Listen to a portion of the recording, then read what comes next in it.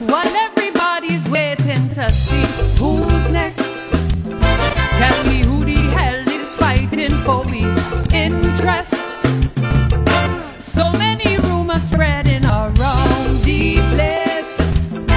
Corruption is rampant, such a big disgrace. You could feel the anxiety, the people fed up with she. Look the way she went and how she signed away our whole country. You implement the 12%, now people can't pay their house rent. House that money spent, we can't breathe. It's time to repent, we can't breathe. You hire one to fire one, oh Lord, what a contradiction. Now look what you've done, we can't breathe. To a swalligan son, we can't breathe. All the wheeling and dealing with the Dutchman was never part of the plan. Now hope you could understand how you're suffocating the whole nation. I can't breathe. I can't breathe.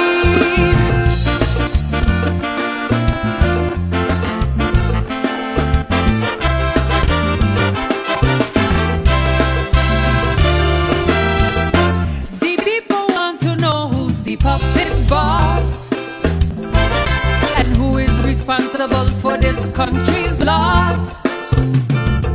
They're giving and giving all the way land across. They ain't leaving nothing for a local cause. They think they could outsmart we gon' fight for we property. Look the way they went and how they sign away our whole country. Welcome to the Late Night Show. Hope everything is okay. Hope everything is all right. I'm your host, Andrew Day.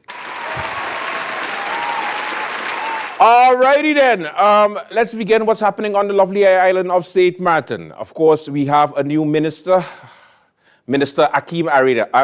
Sorry. We have Minister Leo Lambrix. That is our new Minister of TIAT, and he is taking over from the Minister of Everything, Omar Otley, who goes back to being the Minister of Health, the Minister of VSR, you know.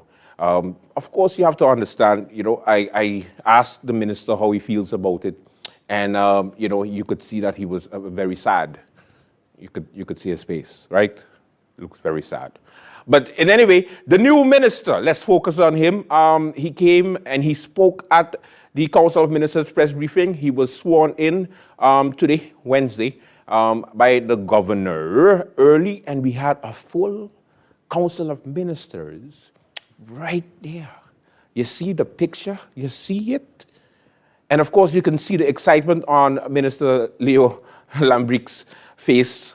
You could see the excitement. He looks very excited to be there. But anyway, we don't need a smiling minister right now. We need somebody that can handle the Ministry of TIAT for 5 minutes, because that's how much he has until we have elections. Before you know it, elections are just around the corner. And of course, he spoke at the Council of Ministers press briefing, and he had so much to say. Let's go to the clip. I'm honored and excited to be the Minister of TIAT for the island. I'm aware the ministry faces many difficulties. We have a lot of different areas that need serious attention. I'm confident that the team Mr. Otley has left behind and my new team will be able to overcome these challenges. We will face them head on, and we look forward to working with everyone. Within the next few days, I will be announcing the roadmap. Like Mr. Otley said, I have been briefed before, exactly how we'll be moving forward, what the concerns are. I will post that in a press release soon this week. Thank you. Thank you, Minister Lambrix.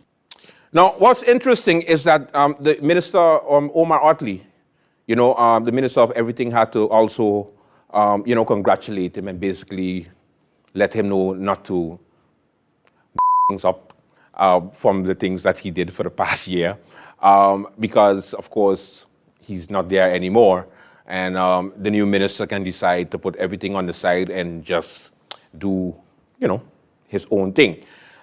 Because, you know, you have to understand that Minister Lambrix is an appointed minister from the independent members of parliament, the two that joined the coalition of 6 to make it 8. And just for the last leg of the race until elections 2024. So every time that Minister Lambrix have to make a decision, he gonna be like, wait a minute, hold on, let me just check my WhatsApp and see if it's okay to, let me send a voice note. Hey, Akeem, listen, they want to do this. Okay, no problem. All right. Yes, no problem. Yes, you could go ahead. Yes, I agree. I agree. Yes, consensus. But anyway, Minister of Everything also congratulated the minister. I've had many meetings with Mr. Lambrix, and I must say that he's ready. He's up to date. He knows what he wants. He has his plan mapped out. So I am comfortable and confident in leaving the Ministry of TIAT in the hands of the incoming minister, or the minister, Mr. Leo Lambrix. So I would like to start with that and say congratulations and welcome to the Council of Ministers. Now, of course, two things. The first thing that I didn't understand is him saying that he's going to release his plans later on, and then Minister Omar Otley saying that he met with him many times for a continuation of the good work that TIAT has been doing. Which one is it? I confused. But then again, is this government, so you never know what's going to happen. At the same time, the Minister of Justice is MIA, means missing in action. She didn't come to the Council of Ministers press briefing because I guess she didn't want to talk about the police officers and getting their money.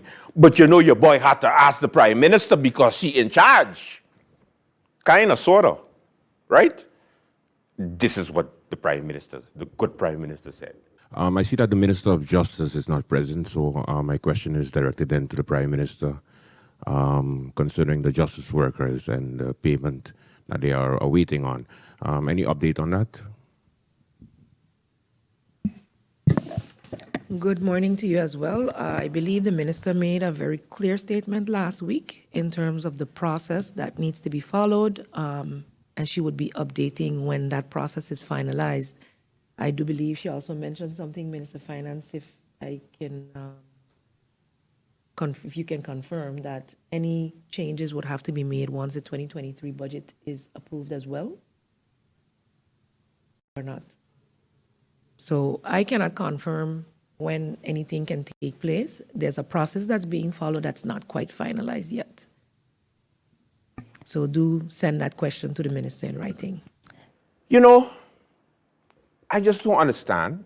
She told me, send it in writing. And I know that I'm not going to get an answer because I messaged the minister a couple of days ago and she didn't answer. So now I'll send an email again and hope that she answers because it looks like, the minister is maybe a little bit touchy about the criticism that she's receiving of not delivering what she's supposed to do.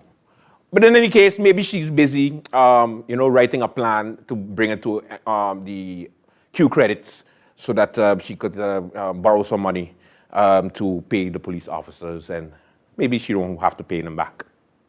2-3 years down the line, don't worry, it's okay. Another thing that's happening in St. Martin, because it's not a real place. So GEBE. The temporary manager of GEBE, Troy Washington, was recently, back in September last year, he was appointed by the Council of Ministers, right?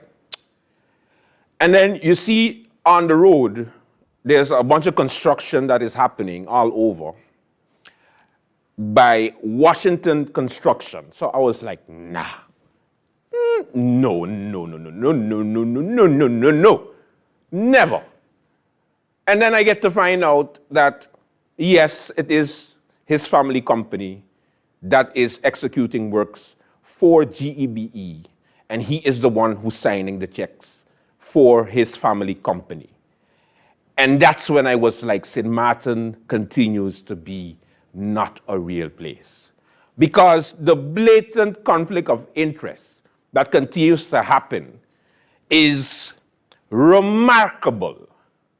So now you have a temporary manager signing his own checks. Sorta, kinda. And of course, the clueless Council of Ministers, the minister responsible for VROMI, the representative of GEBE was asked about this, and this is what he said. Actually, I don't have a comment on it because I saw the story, but that's all I saw. That's all I know. So I would have to discuss internally as a Council of Ministers, as we are officially the shareholder in general, and see what we can inquire via the board with respect to that particular potential conflict of interest. Thank you for your question. Oh my God! Wow! You know, I don't know. You know, I just try to go along because it just doesn't matter. And everybody like, yeah, you should expect that, Andrew. We expect. And I'm like, no, I will never just expect that. And then, you know, I hear that, you know, some people say, no, but Andrew, understand that they had a contract a long time before. So that means the Council of Ministers knew that the company that the guy is involved, you are appointing as temporary manager, has a contract with GEBE, and you know you're going to put him into GEBE, and you didn't see that as a red flag? What? But anyway, GEBE is still working on its administration, and I hope that you get in the correct bills. Of course, you have no choice but to go and pay what they send anyway, because the heat on GEBE is, you know, it's simmered down because, of course, the hardworking parliamentarians continue to do nothing, zero, but complain on radio, podcasts, television shows, and complain and whine about how the government is so horrible, but yet the legislative hall is inaccessible. They haven't come back from recess yet because they're busy fixing the audio and video system that they don't stream on Facebook. They only do it on YouTube, which nobody watches. I don't know. I just don't know. Welcome to the Late Night Show. I know I'm Debbie Downer today, but I just had to let you know what's going on, you know? Because that's what we do here on the Late Night Show. So if you just join us, that's what we do. Welcome to the show. Let's begin. First opening date for the airport, which we are still doing. The airport's going to be open as of tomorrow. As of to date, the Council of Ministers and my person as the direct contact to the airport has yet to receive any communication, any emails, any letters as it relates to the shareholder meeting that took place on Monday, March 14. I'm honored and excited to be the Minister of TIAT for the island.